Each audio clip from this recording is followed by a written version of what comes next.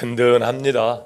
우리 임마누엘 교회 관리부원들의 헌신으로 꽤 오랜 시간 동안 코로나로 어려움을 겪고 있습니다만은 철저하게 또 방역을 해주시고 또 부족함이 없도록 또 여러 부족한 것들을 찾으셔서 잘 해결해 주셔서 아주 아늑하고 산뜻하고 쾌적한 환경에서 예배 드릴 수 있도록 또 애써주신 관리부위원들 다시 한번 감사의 마음을 박수로 칭찬하겠습니다.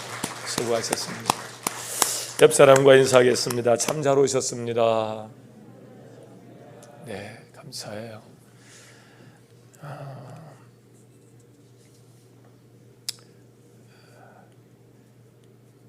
오늘 우리 최인섭, 임영화 성도님 가정에 또 예쁜 딸이 하나님의 선물로 출산하게 됐는데 모든 교우들에게는 제가 사진을 안 보냈고 우리 지도자방에만 사진을 보냈는데 너무 예쁘고 또 귀엽고 말이죠. 그런 아이들을 볼 때마다 우리 안에 이렇게 쌓여 있는 어떤 스트레스 또 어떤 아픈 상처들 뭐 여러 고민들 이런 것들이 그냥 다 물러가고 내려놓고 그 아이의 모습에 서 오는 그 어떤 에너지가 우리를 또 상쾌하게 하고 또 기쁘게 하고 편안하게 하는 것 같아요. 그런 모습으로 다시 한번 옆 사람과 인사하겠습니다. 샬롬. 네. 평안을 비는 얼굴이 막 이렇게 어두워가지고 이러면 상대방이 겁먹잖아요. 산뜻하게 그리고 편안하게 살롬, 평안을 구하는 그런 인사가 여러분이 하나님의 은혜 가운데서 바른 인사가 되셨으면 좋겠습니다. 사람들은 성격대로 삶을 살아요, 그죠? 어렸을 적 부모로부터 물려진 그런 성격이 대부분 이제 그 성격을 이어서 자기의 삶을 만들어 갑니다만은 또 학습되어진 일들, 또 배우고 익힌 일들로 인해서 좀 부족한 것들이 이렇게 채워지면서 또 성숙으로 가기도 하고요. 또 잘못된 환경들, 이런 문화들이 또 부모로부터 물려받은 좋은 성품들을 또 이렇게 혼란하게 하기도 하고, 그러면서 이렇게 사람이 중년이 되고 또 자기 얼굴로 자기의 삶을 이야기하는 나이가 되는 것 같아요. 가끔 그런 생각을 여러분 갖지 않습니까? 거울을 보면서 내가 보는 나의 얼굴과 또 다른 사람에게 보여지는 나의 얼굴의 차이는 얼만큼이나 될까? 가끔 오해를 받을 수도 있고 또 가끔 분에 넘치는 칭찬을 받기도 한단 말이에요. 원래 나의 모습이 그게 아닌데 오해를 받으면 화가 나잖아요. 내가 원래 그런 사람이 아닌데 왜 나를 그렇게 여길까, 이런 생각을 갖고, 또 한편으로는 내가 그 정도는 아닌데 분에 넘치는 과분한 어떤 칭찬과 또 우대를 받게 되면 기분은 좋습니다만은 또 마음속에서는 이때 그 정도까지는 아닌데 앞으로 그렇게 더 살아야 되겠다, 이런 마음도 먹죠. 젊은이들은 요즘 MBTI라는 성격 유형 검사를 통해서 자기가 어떤 유형의 사람인지를 기본적으로 이해하고 또 삶을 살아가고 사람들과의 관계에서 그 결과를 가지고 잘 조절을 해요. 여러 가지 검사가 있죠. 또 이고그램이라는 또 검사로 자기 성격 유형을 파악하기도 하고, 또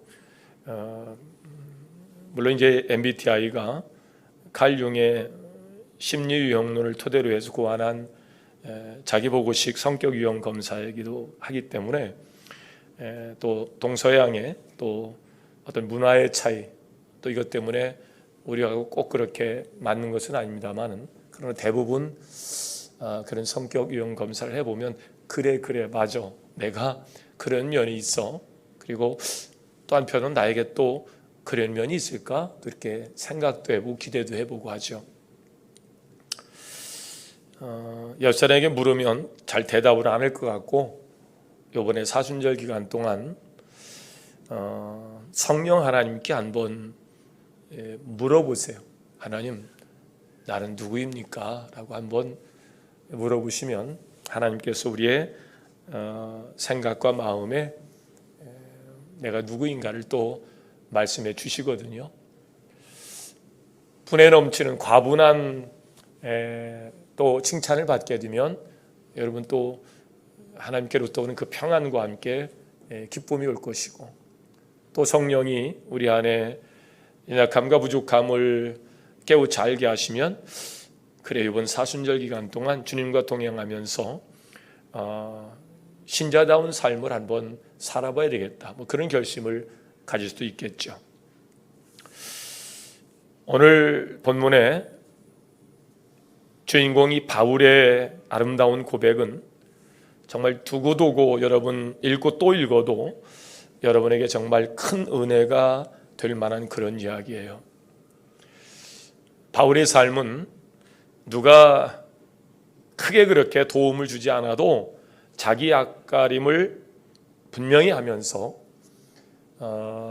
존경받는 자리에서 어떤 사회적 지위를 인정받는 자리에서 삶을 살 수 있는 그런 사람이에요. 근데 그가 예수를 만난 이후에 그의 삶이 가끔 어떤 때 보면 엉터리도 그런 엉터리가 없는 이야기와 또 행동과 또 그런 사람과 어울리는 삶을 사는 것을 보게 된단 말이죠. 저 사람이 갑자기 예수 믿고 이상해졌나?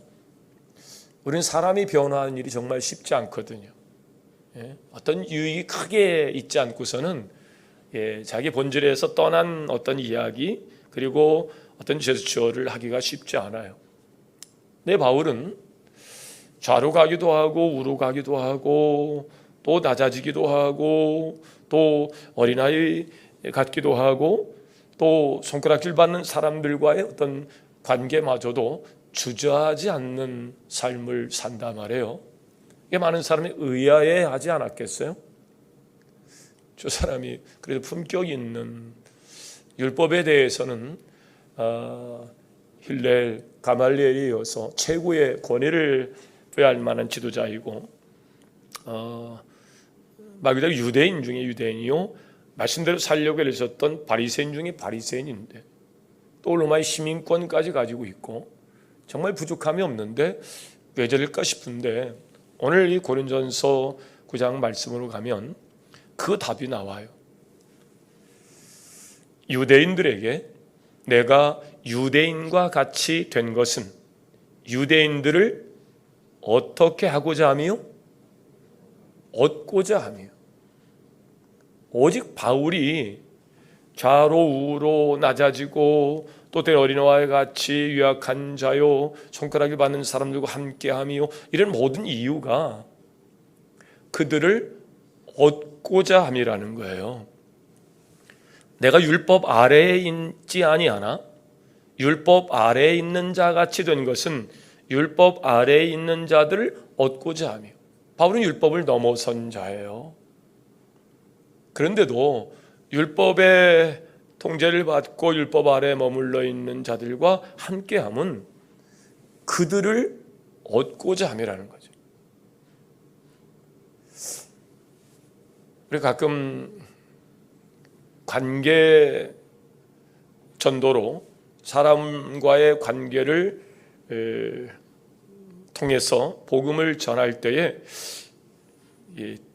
나보다 나은 사람은 괜찮습니다만은 좀 격이 떨어지는 사람과 대화를 하고 상종을 해야 되는 일들은 거북스러울 수 있어요. 더더욱 내가 크리스찬인데 동네에서 아주 남봉꾼, 술에 쩔은 사람, 그 집에 오고 가고 그 사람과 어떤 거래를 하고 관계를 하는 것, 이거 이러다가 내가 손가락질 받는 것 아니야? 내가 저 사람 취급받는 것 아니야? 그런 생각을 당연히 가질 만한데 바울은 한 가지 이유예요. 그런 거 생각 안 하는 거예요.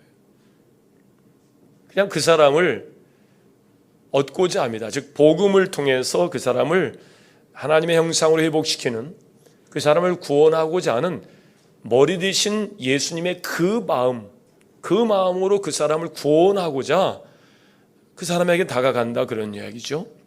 율법 없는 자에게 내가 하나님께 율법 없는 자가 아니요 도리어 그리스도의 율법 아래에 있는 자이나 율법 없는 자와 같이 된 것은 율법 없는 자들을 얻고자 하며, 약한 자들에게 내가 약한 자와 같이 된 것은 약한 자들 얻고자 하며, 내가 여러 사람에게 여러 모습이 된 것은 아무쪼록 몇 사람이라도 그들을 구원하고자 함이니. 여러분 마음이 칭하지 않아요? 오직 한 가지예요. 오직 한 가지. 결혼해서 시집 살림살이를 보니까 이건 정말 굶어 죽기 딱 좋은 환경이죠. 그냥 원망만 하고 있을 수 없잖아요. 자녀를 키워야 되니까 채소 장사도 하고 남의 집 가서 일도 하고, 얼마나 어렵겠어요. 제가 논산에서 목회할 때 교장 선생님 딸로서 아주 귀엽게 컸어요. 근데 예전에는 펜팔이라는 걸 많이 했어요. 그죠? 군에 있는 군인들하고도 서신을 통해서 펜팔하고, 그걸 이제 연애한다고 그러잖아요. 편지를 써서 저렇게 펜팔로 연애하는데, 그래서 한 사람을 알고 만나게 됩니다. 그리고 결혼을 하게 되는데, 뭐 대면에서 주고받는 얘기도 거짓말을 할 수 있는데, 편지 글이야 뭐 얼마든지 거짓말하고, 말 그대로 하지 않았겠어요? 피할 것 피하고 알릴 것만 알리지 않았겠어요? 서로 이제 서신으로 사랑이 싹트게 되고, 남녀간이 그냥 확 이렇게 불이 붙고 그럴 수 있잖아요. 그래서 결혼을 해서 와 보니까 아이고 너무 가난해도 그렇게 가난할 수가 없어요.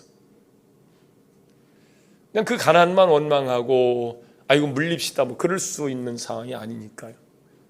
시어머니는 그냥 충청도 말로 틀고 가서 교회 가서 기도만 하고 앉아있고, 삶은 어렵고, 그러니까 이분이 정말 애를 쓰시는 거예요. 이렇게 저렇게 교장선생님의 딸로서 유혹하게 자란 그 사람이 할 수 있는 일은 분명 한계가 있었을 거예요. 첫 딸을 낳았어요. 그 딸이 도저히 살아날 가망이 없어서 윗목에 입을 덮어놨던 적도 있을 만큼 이제 곧 죽을 것이라고, 당시에 병원을 데리고 갈 만한 형편도 안 됐고 그랬던 분이었던 것 같아요. 3남매를 낳았어요. 시어머니가 섬기던 교회에서 신앙생활 하시다가 연로하셔서 이제 돌아가시게 돼요. 믿음을 갖지 않고 신앙을 갖지 않은 상태에서의 형편없는 살림살이를 물려주고, 본인은 가서 교회에 가서 기도만 하시는 시어머니가 이해가 될 리가 없죠. 신앙생활에 대한 이해가 마음을 열고 받을 만큼이 아니었어요. 뜻하지 않은 어떤 그런 원망도 있었을 것이고, 근데 그 어머니가 돌아가시고 장례를 교회에서 잘 치러주셨어요. 그러니까 이 아들하고 장례 치러준 교회에 인사하러 갔다가 거기서 교회를 등록하고 신앙생활을 하게 되는 거예요.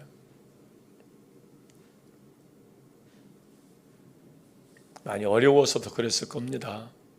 의지할 대상이 필요했을 것이고, 이 어려운 삶을 친정 부모에게 얘기할 수 있는 게 아니잖아요. 지가 펜팔에서 연애해서 만난 남자이고 또 좋다고 해서 보냈는데, 아빠 나 못 살고서 너무 어려워 가난해, 그럴 수는 없잖아요. 견디고 이겨야 되니까요. 어려웠던 삶을 위해서 하나님 앞에 기도하기 시작했고, 믿음을 갖기 시작하던 터에 제가 95년도 12월 29일 논산의 에덴 교회를 설립하게 됩니다. 15,000명의 사람들이 비닐하우스에서 논바닥에 물은 안 빠지고 스티로폼은 둥둥 뜨고 비바람이 불을 때 그거 하우스 붙잡고 울면서 기도했던 분들이 개척 멤버예요. 제가 갔더니 그분은 한 달에 50만 원, 45만 원, 50만 원 받는 장갑 공장에, 그 농공단지에 있는 장갑 공장에서 일을 하시더라고요. 남편은 도로공사에서 그 톨게이트 그 수납원으로 일을 하고 계시고, 애들 키워가면 이제 그렇게 살아가시는 거예요. 장갑 공장이 느닷없이 불이 나서 집에서 이제 쉬게 되고, 그때 이제 아내가 교직에 있다 보니까 신방대원이 필요한데 그분이 신방을 자원해서 도와주셔서 이제 신방대원들이 세 분이 저와 함께 이제 교구를 관리하는 신방대원의 일을 하시게 됐어요. 그러다가 한 2년쯤 채 안 돼서 또 이제 그 논산의 한국신약인가 거기서 이제 큰 공장이 하나 들어왔는데 거기 이제 이분이 취업을 하시게 돼요.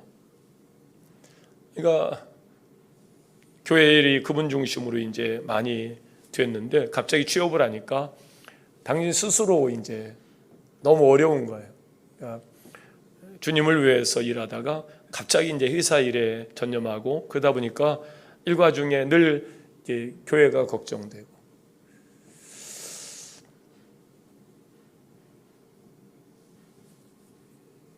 그분과의 만남은 저한테 있어서 목양의 큰 즐거움과 기쁨을 얻게 하신 하나님의 위로였고 선물이었어요.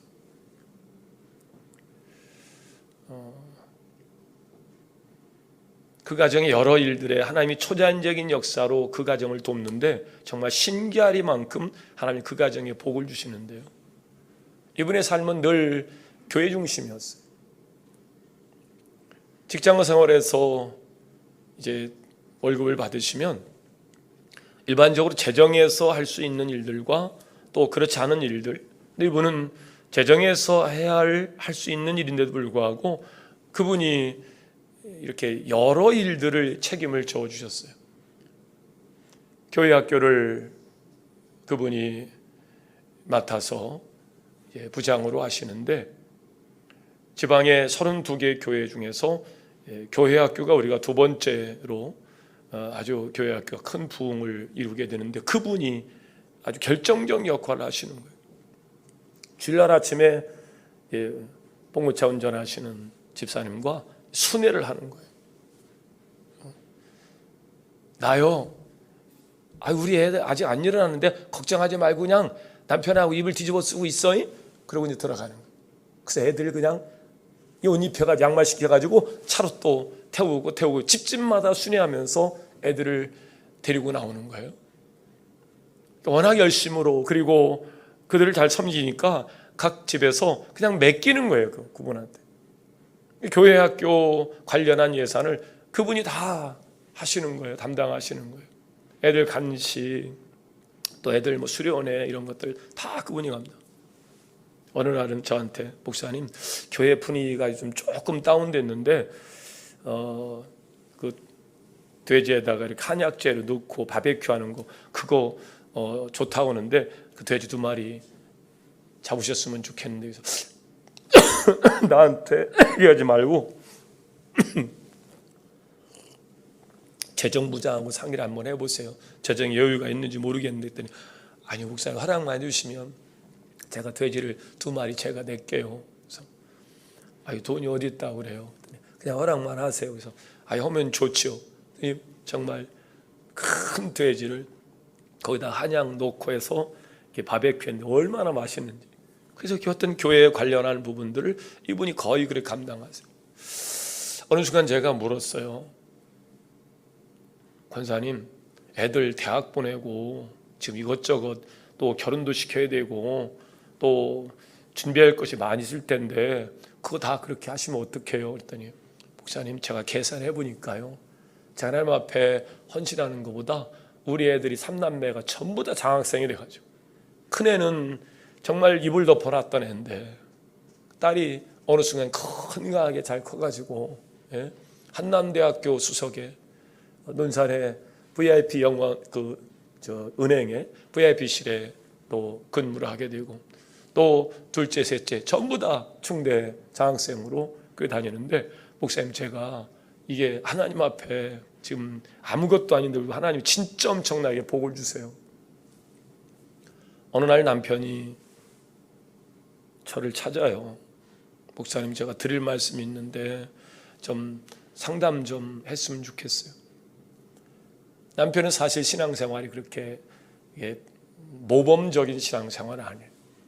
그냥 어머니가 예전에 불러줬던 하늘 가는 밝은 길이, 요 찬송은 엄청나게 잘해요. 근데 그 찬송을 언제 하느냐? 술 한 잔 들어가야 해요. 술 한 잔 먹고 꼭 교회 앞에 와가지고 사모님 빵 좋아하시는데 빵 사와시오? 그러고 그 찬송을 꼭 불러. 하늘 간 어느 날 목사님 나가보니까 그 예배당 앞에 천을 가르는 다리가 있는데 그 다리 난간에 차가 이게 넘실넘실하는 거예요. 술 먹고 거기서 교회 오다가 떨어질 뻔했어요. 근데 이분이 저를 만나자는 거예요. 그래서 그럽시다 하는 이야기가, 회사에서 저보고 명퇴하라고 권고가 왔는데 목사님 어떻게 했으면 좋겠어요? 큰일 났어요. 애들 교육도 시키고 키워야 되는데 평생 직장인 줄 알았는데 회사에서 그만두랍니다. 아유, 당시 이제 회사마다 감원 때문에 명퇴가 얼마나 많았어요. 느닷없이 갑자기 회사에 명퇴당한 사람, 집에서 얘기도 못하고 산에 등산 가고 낚싯대 놓고 낚시장에서 했던 일들이 우리 문화였잖아요. 어쩔 수 없지요. 제가 권사님 잘 설득해서 또 그렇게 하도록, 그러니까 명퇴한다는 얘기는 안 하고 아내한테 내가 회사에 적응이 안 돼서 아무래도 회사를 그만둬야 될 것 같아. 그러니까 당신 무슨 소리냐고, 지금 우리 상황이 당신 직장을 그만두면 어떡할 거냐고, 속내를 모르니까요. 근데 저한테 이제 속내를 얘기하는 거예요. 권사님한테 얘기 못하니 사실은 회사에서 그만두라고 하는데 아내한테 얘기를 못해서 그냥 나 다른 일하고 회사 그만두면 안 돼? 그 얘기는 안 된다고 자꾸 그런다. 걱정하지 말라고, 내가 권사님 설득할 테니까 그럼 뭐 다른 일 할 거 있냐고 했더니 아유, 제가 배운 게 그것밖에 없는데 뭔 일을 하겠어요. 근데 뭔 일이든지 해야지 무서웠어요. 그리고 이제 밥 먹고 나오는데 커피 한잔 하면서 그런 얘기를 하는 거예요. 목사님, 근데요, 서해안 고속도로가 나오는데요, 서해안 고속도로 톨게이트를 민간 분양을 하는데 신청할 사람 신청하라고는 하는데요, 그게 뭐 국회의원을 끼고 해도 어려운 일인데 그 뭐 가능이나 하겠어요? 근데 저희 귀에 그게 막 확 들리는 거예요. 그래서 집사님 무조건 신청해요. 우상하면서 그 목사님 국회의원 끼고 해도 그거 분양받기 어려워요. 그래도 해봐요. 역사는 하나님이 주관하시잖아요. 알았다고. 그리고 그 서천 톨게이트 그 사업 신청을 했어요. 그리고 이제 한 1년 정도 기간이 이제 돼야 완공이 되는 그런 상황인데, 얼마 하여튼 급하게 그 공사가 좀 원래 공사 기간보다 앞당겨졌어요. 근데 제가 호수대학교 그 수업 중인데 연락이 왔어요. 자꾸 전화하는 거예요. 내가 지금 수업 중이라 안 된다고 했더니 목사님 드릴 말씀이 있다. 그 박도에 나와 전화 받더니 막 우는 거예요. 목사님! 그래서 왜 그랬더니 연락이 왔는데 제가 사업자로 선정이 돼가지고 제가 이제 그 분양을 받게 됐다고. 한 15명 정도 직원을 두고 하나의 회사가 되는 거거든요. 회사의 사장이 된 거예요. 느닷없이. 막 난리가 났어요. 아이고 그러냐고, 진짜 잘 됐다고, 정말 하나님의 은혜라고. 그 부인한테는 제가 그 남편에 들은 이야기를 제가 다 알 수 없어서, 남편이 지금 스트레스를 받아가지고 지금 회사를 그만둬야 되겠다는데, 권사님 그러다 남편 지금 죽이려고 그러세요? 스트레스가 너무 심하니까 다른 일 얼마든지 하는 게 낫지, 그만두겠다면 그만두게 하라고 하라고 했더니 목사님 알았어요, 그렇게 할게요. 그럼 남편한테 내가 당신 너무 스트레스 되면 그만두고 다른 일 찾아보자고 이제 그렇게 해서 그만둔 건데, 또 묘하게 참 하나님이 아시는 일이 참 대단해요. 명퇴는 해서 직장에 나왔는데 2주도 안 돼서 회사에서 연락이 왔어요. 정식 직원은 아닌데 그냥 이렇게 어떤 별정직, 뭐라고 그러나, 뭐 어떤 이렇게 계약직이 아닌 뭐 그냥 계약직이죠. 그렇게 해서 다시 이제 들어가요. 그러니까 동네 사람이라든지 누구도 아무도 이분이 회사가 명퇴되고 잘린 걸 아무도 몰라요.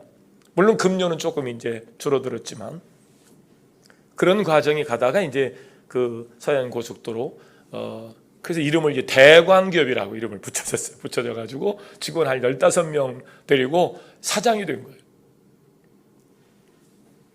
그 톨게이트 직원 급료는 사장이 이제 나와서 그걸 급료를 예를 들면 120에서 150이라고 그러면 사장이 이제 알아서 적절하게 계약을 해야 되는데 하나님이 주신 기업이니까 정말 하나님이 하듯이 그렇게 살피고 하라.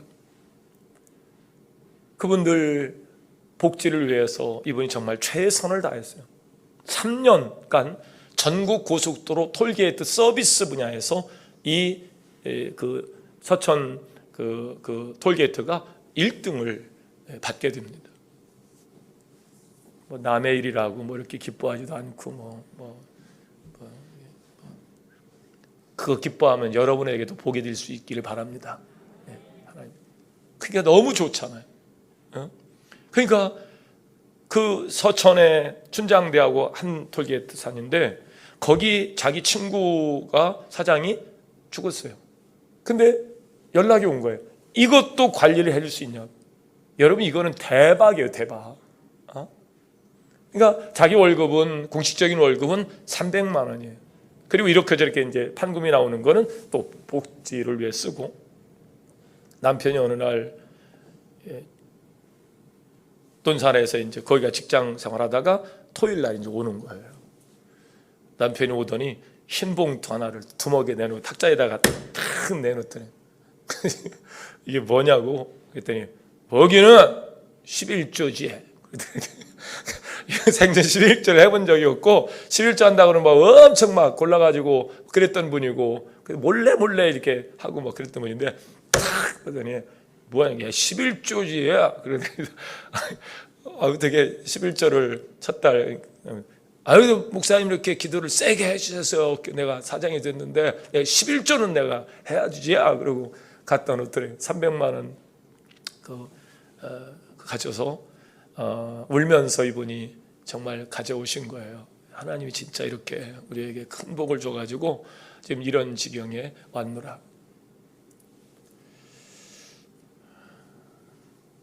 정말 많은 가정에 모범된 가정이요, 품격 있는 가정이요. 또 그래서 제 목양에 하나님이 그분을 통해서 위로하고 힘을 주고 또 그러면서 성도들이 어떤 열심을 갖게 하고 또 그랬던 한 가정의 이야기, 제가 몇 번 여러분에게 이 가정을 소개했습니다마는 그분이 하시는 일은 늘 그래요. 그냥 한 사람을 얻고자 함이에요. 부에 처할 줄도 알고 가난에 처할 줄도 알고 율법 아래에 있는 사람을 만나든지 또 때로는 유약한 자들과 손가락질 받는 사람들과의 또 거래와 관계마저도 오늘 마지막 23절 내가 복음을 위하여 모든 것을 행함은 복음에 참여하고자 함이라. 이 한 가지 목표를 가지고 그분이 헌신해 가는 거예요. 근데 하나님이 그 헌신하는 자의 헌신을 하나씩 한 모금씩 하나씩 받아 챙기는 하나님이 아니고 하나님께서 분에 넘칠 만큼 그 가정에 복을 쏟아 부어주시는데요, 이루 말할 수 없는 은혜 가운데서 정말 칭찬받고 또 상급받으면서 또 교회에 큰 위로와 또 힘을 주는 그런 가정이 된 겁니다. 바울도 마찬가지예요. 바울이 그가 예수님을 만나잖아요. 그리고 자기의 삶이 완전히 가치관과 세관이 그의 삶의 인생관이 바뀐 이후에 그는 무슨 일을 하든지 그냥 한 가지예요. 몇 사람이라도 구원하고자 합니다. 내가 복음을 위하여 모든 것을 행함은 복음에 내가 참여하고자 합니다. 운동장에서 다름질하는 자들이 다 달릴지라도 오직 상을 받는 사람은 한 사람인 줄 너희가 알지 못하느냐. 다는 아니라는 얘기죠. 다 함께 달려가도 적극적이고 또 복음의 무장으로 그 뜻을 갖는 사람에 의하여 삶은 나눠지도록 되어 있는데 한 사람인 줄 알지 못하냐. 너희가 알지 못하냐. 너희가 상을 받도록 이와 같이 다름질하라. 요이 땡 하고 스타트 라인에서 다름 시작할 때 뭔 다른 생각하겠어요. 오직 그냥 골라인 결승 라인에 내가 먼저 들어가도록 해서 최선을 다해서 달려가겠죠. 바울의 권면이 바로 그겁니다. 다름질하는 자와 같이. 많은 사람이 다름질하지만 상을 받는 사람은 한 사람인 줄 너희가 알지 못하느냐. 바울 자신은 달리는 방향이 너무 분명하고 힘을 쏟아부으며 집중하며 싸우는 것이 무엇을 위한 것인가에 관해서 너무나 명확하게 우리에게 이야기하고 있어요.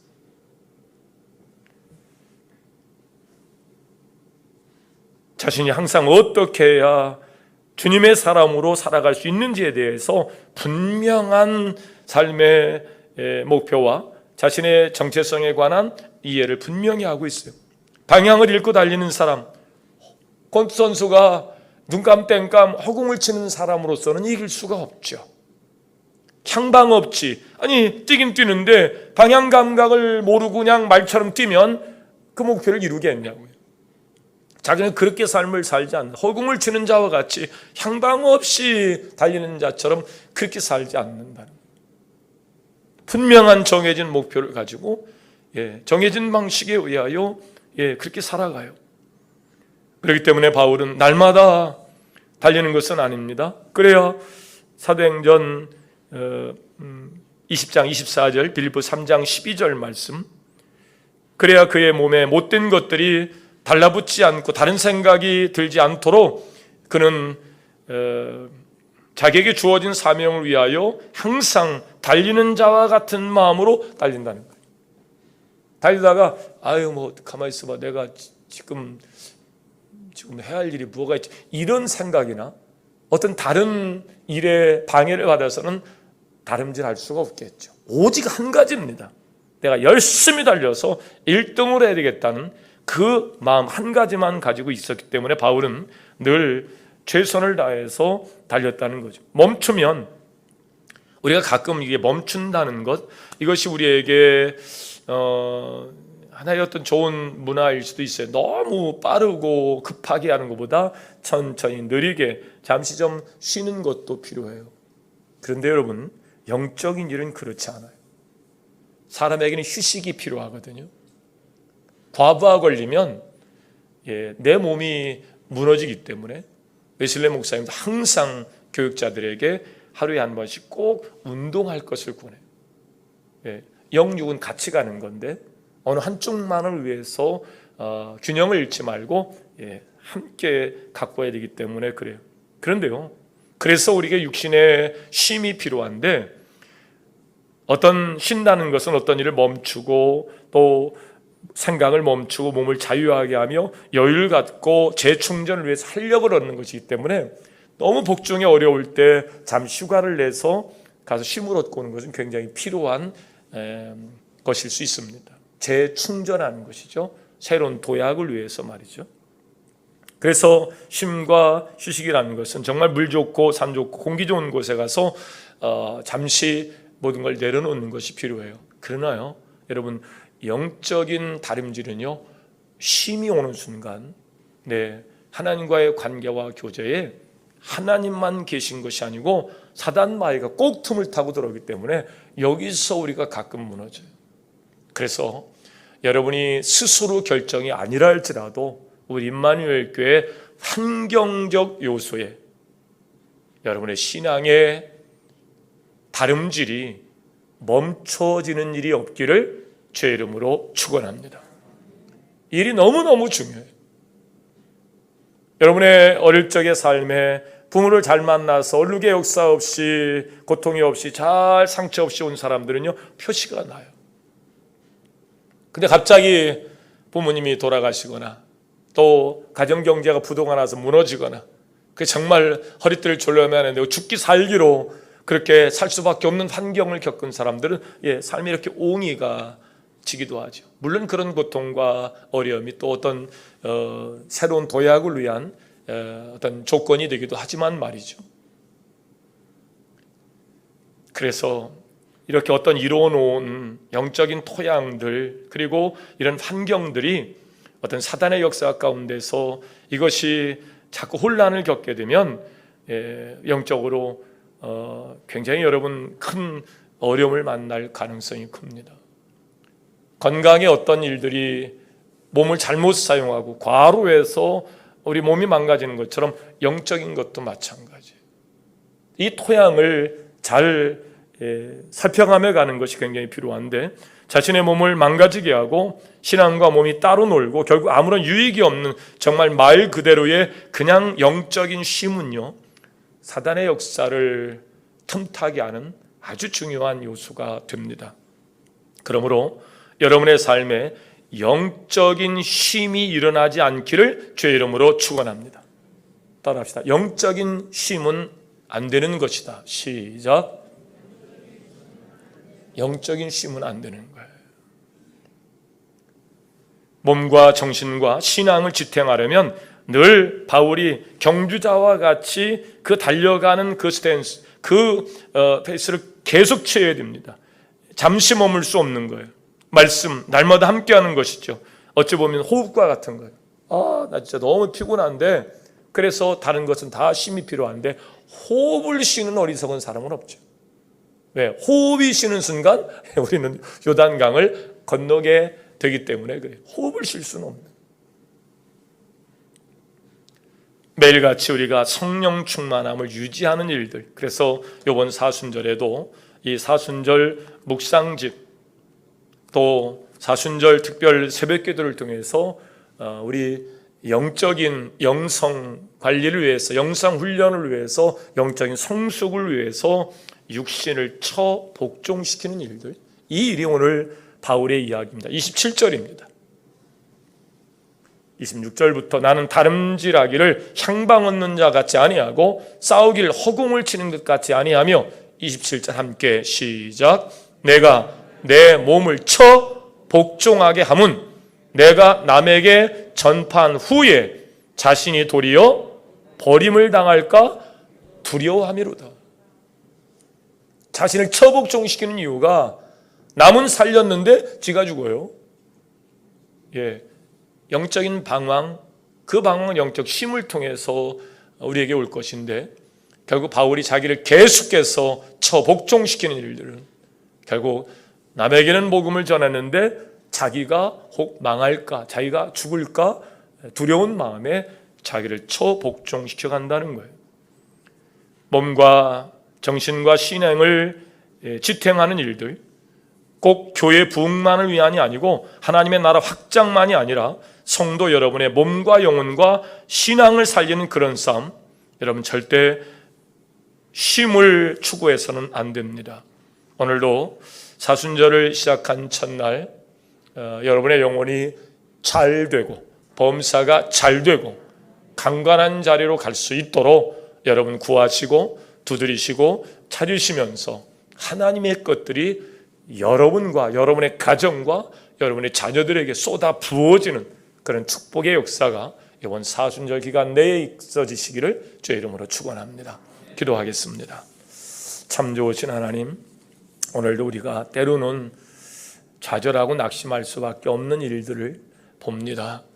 모든 것이 인과율의 법칙으로 따지면 이런 결과는 그런 원인이 있었기 때문이라는 생각을 해보고 다시 한번 돌이켜 우리가 바울과 같은 마음을 가지고 나를 복종시켜 하나님의 은혜 안에서 구원을 받고 예수의 보혈로 죄 씻음을 받아 의롭게 칭함을 얻은 후 거룩하신 주님의 몸이 되게 하셨사오니 오늘 거룩한 주님의 몸으로서의 사명을 감당하기 위하여 사단의 역사 가운데 미혹당하지 아니하고 경주자와 같이 살게 하시되 향방을 모르고 뛰는 자처럼 허공을 치는 자처럼 그렇게 살지 않도록 성령의 감화와 감동으로 인도하시고 아멘으로 따라 순종하게 하셔서 향기 있는 삶이 되게 하시고 하나님을 기쁘시게 하는 하나님의 영광을 나타내는 자가 되게 하여 주옵소서. 우리 임마누엘 교회를 사랑하셔서 영적인 토양을 잘 옥토가 되게 하시고 씹는 씨앗마다 열매 맺도록 하나님께서 축복하신 것 감사합니다. 심히 없게 하시고 또 이 영적인 평안함이 얼룩의 역사를 쓸만한 일들로 다시 뒤로 돌아감이 없도록 항상 깨어서 교회를 지키게 하여 주옵시고, 교회는 우리가 서로 협력해서 아름다운 토양이 다음 세대에 물려주는 일을 주저하지 않게 하여 주옵소서.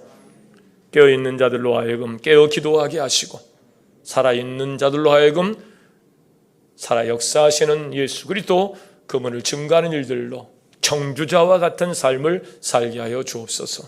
예수님의 이름으로 기도하옵나이다. 아멘. 네, 광고 말씀입니다. 오늘부터 시작된 사순절 살면서 요거 꼭 묵상하시고, 나는 이거 잘 배지도 않고 글씨도 작아가지고 어려우신 분들은 새벽에 나오셔서 또 새벽에 사순절 특별 새벽기도의 말씀으로 영적인 이 기반, 이 베이스가 문제가 생기면 그 불균형과 문제 있는 영성후에 세워진 모든 집은 모래에 의해 지은 집과 같아요. 그래서 이 기반을, 기초를 단단히 세우는 것이 굉장히 중요합니다. 이게 밭을 돌도 골라내고 가시덤불도 제거하고 딱딱이 굳어진 건 파서 말이죠. 다시 뒤집어 엎고 그래서 옥토를 만들어내는 과정이 필요하다고요. 그래서 어쨌든 바울이 그렇지 않은 일들로 육신은 누구도 다 마찬가지요.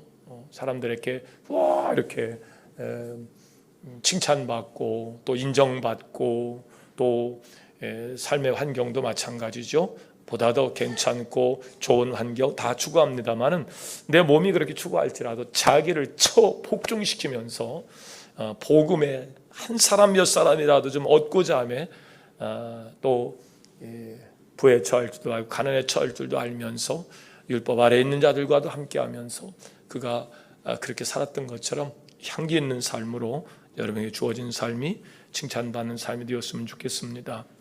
40일 동안 여러분이 승리하시고 또 오늘부터 시작된 이 40일 사순절 특별 새벽 기도회는 자녀를 위한 특별 100일 기도 함께 시작이 됩니다. 내게 주어진 책임이면서 또 권리면서 복이 나를 통해서 구원받을 자를 위해서, 그것이 자식이든 이웃이든 간에 부모들은 자기 후손들을 위해서 끊임없이 기도하면서 존귀한 자리에 서서 축복할 때 그 자녀가 그것을 복을 받고 살고, 또 내 이웃을 위해서 내가 축복의 통로를 하나님께서 나를 통해 역사하신다 그러면 그 축복의 통로의 자리를 여러분 미루거나 잊어버리지 말고 그 일을 위해서 함께 기도하시면서 5월 가정의 달을 넘어서 6월 26일까지 그렇게 100일 자녀를 위한 특별 기도를 병행하도록 하겠습니다. 기도는 만사를 변화시키는 아주 큰 힘이 되기 때문에 그렇습니다. 함께 여러분 동참해 주시기를 바랍니다. 드려진 예물을 하나님께 봉헌하고 기도한 후에 우리 함께 한 3분 정도 기도하시고 오늘 수요강단 마칩니다. 주님 관리부 주간 예배를 드리게 하시며 감사해서 장주익 권사님 드렸습니다. 기도합니다. 참 좋으신 하나님, 우리 장주익 권사님을 중심으로 해서 관리부 위원들 아름다운 희생과 헌신의 향기들이 얼마나 많은 사람들에게 유익을 끼치고 또 마음을 편안하게 하고 또 아름답게 하는지, 우리 관리부 위원들 지난 한 해도 하나님께서 은혜 가운데 붙잡아 주시고 복을 도하셨던 것처럼 올 한 해도 관리부 위원들 하나님께서 그 이름 하나님께서 기억하시고 복에 복을 더하여 주옵소서. 예수님의 이름으로 축복하고 기도하옵나이다. 아멘. 한 3분 정도 기도하시고 편안한 마음으로 돌아갈 수 있기를 바랍니다.